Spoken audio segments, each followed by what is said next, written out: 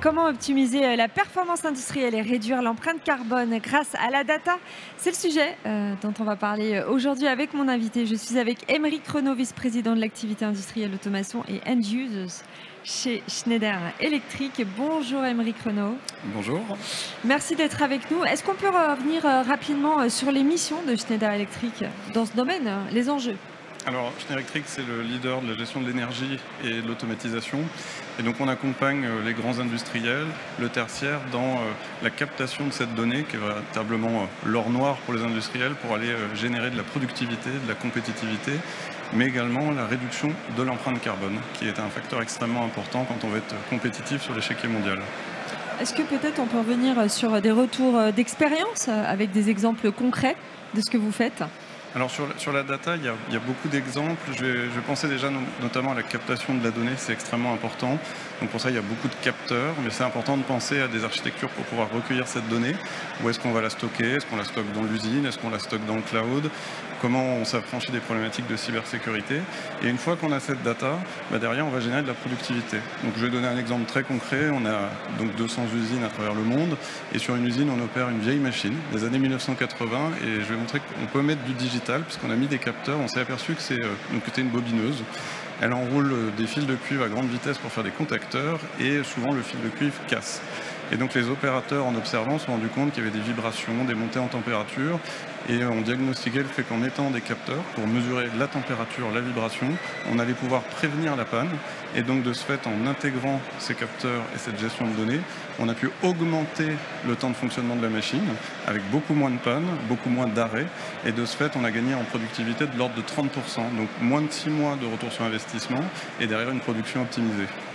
Ok, donc là j'entends qu'on parle de résultats, d'optimisation, de productivité, mais en amont il faut travailler aussi sur le support, l'infrastructure j'imagine. Comment est-ce que vous travaillez avec les industries qui font appel à vous pour pouvoir un petit peu redessiner un peu d'un point de vue structurel tous les départements? Est-ce que c'est lourd? Est-ce que c'est un travail long, fastidieux, précis j'imagine? Alors voilà, ça requiert une expertise. Alors l'expertise, la connaissance du processus, les industriels évidemment l'ont auprès des opérateurs qui sont sachants et qui connaissent le fonctionnement des machines.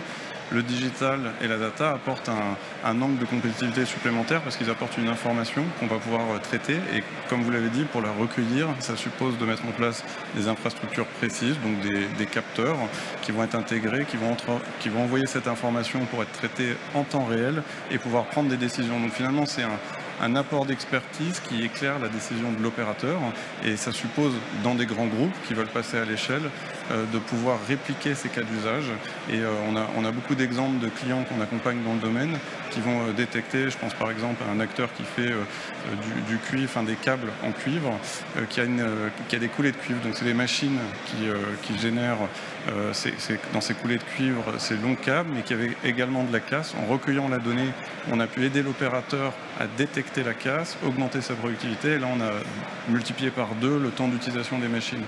Comme il y a plusieurs machines de ce type-là, l'idée c'est d'aller répliquer la même infrastructure à l'échelle et donc augmenter également la productivité de cet industriel.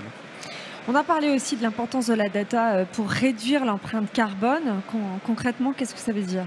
Parce que j'imagine aussi que s'il y a beaucoup de machines pour aller capturer, stocker, gérer cette data, il y a beaucoup aussi de consommation d'énergie. Comment est-ce qu'on arrive à réguler les deux? Alors, les données vont être stockées effectivement dans le cloud ou dans des serveurs dans l'usine. Donc là, on a la possibilité d'avoir des approvisionnements plutôt d'énergie verte qui permettent de réduire l'empreinte carbone.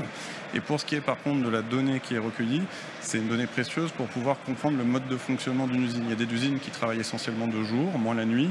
Et s'il y a des consommations qui perdurent la nuit, ça veut dire qu'il y a des machines qui sont en veille, des machines en fonctionnement. Et grâce au compteur ou au sous-comptage, on va pouvoir recueillir cette information, détecter des outils qui seraient restés allumés pendant la nuit alors qu'il n'y a pas raison de les laisser allumer.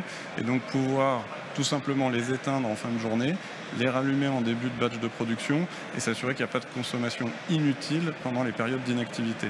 Donc toutes ces données aujourd'hui, on équipe les différents industriels de compteurs, de sous-comptage, que ce soit sur l'électricité, que ce soit sur le gaz, que ce soit sur l'eau, pour s'assurer qu'il n'y ait pas de consommation superflue et donc améliorer l'empreinte carbone ou la durabilité des différents industriels.